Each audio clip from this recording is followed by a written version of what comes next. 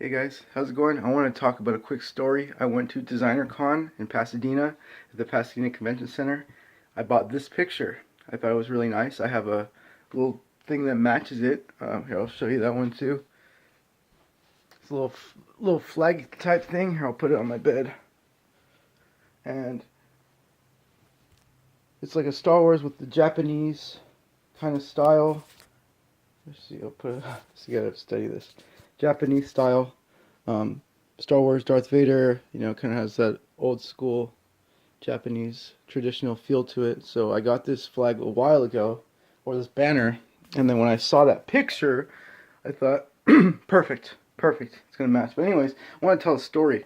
In junior high and high school, I was kind of wild.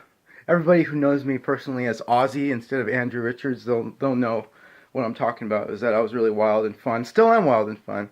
Still I'm energetic. I work with kids because I get along well with kids. But one time I put a bicycle chain around my neck just to be goofy, and I was like, "Hey, what's up, everybody?"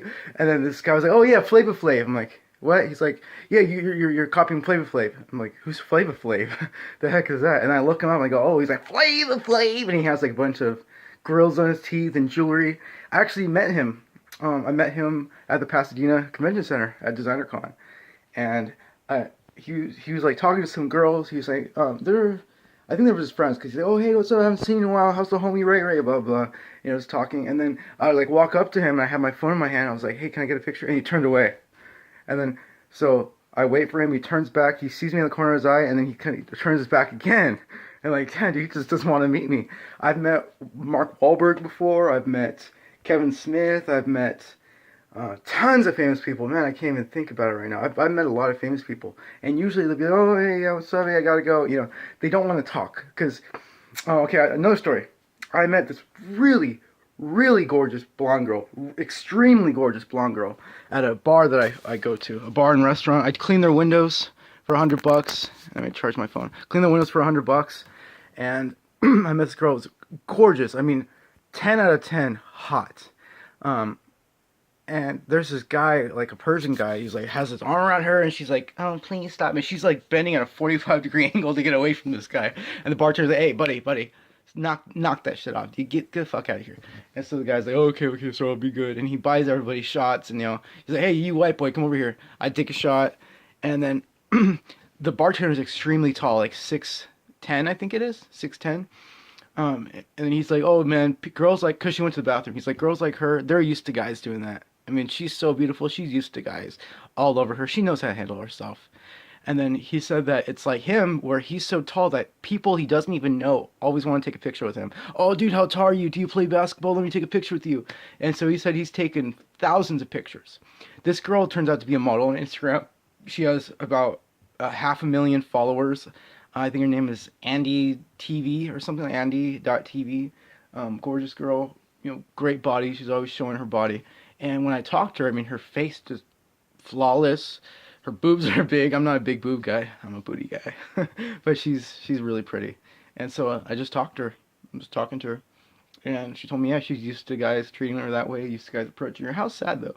How sad that when you're a girl and you're pretty, you have to get used to guys touching you and not wanting to be touched. I get approached because I'm a window cleaner, when I have my window cleaning equipment. When I'm a vegan, I talk to a lot of people. So veganism brought me out of my shell because I had to get used to talking to people.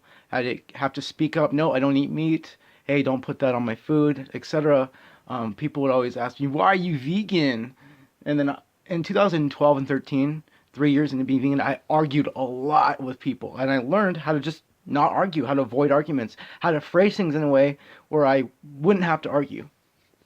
And so social skills are really important, but I was a little bummed that Flava Flav didn't want to meet me. I mean, I'm not a fan of his. I know who he is. I know of him. I'm just not a fan of him. But imagine the famous people who have to deal with all the fans saying, "Oh, hey, dude." Like, I'm a big fan of O.J. Simpson now. I know he killed those two people. It's horrible. Got away with murder. Johnny Cochran and Robert Shapiro and Robert Kardashian got him off of murder. But he's such a charismatic guy, and I keep saying he's so charismatic.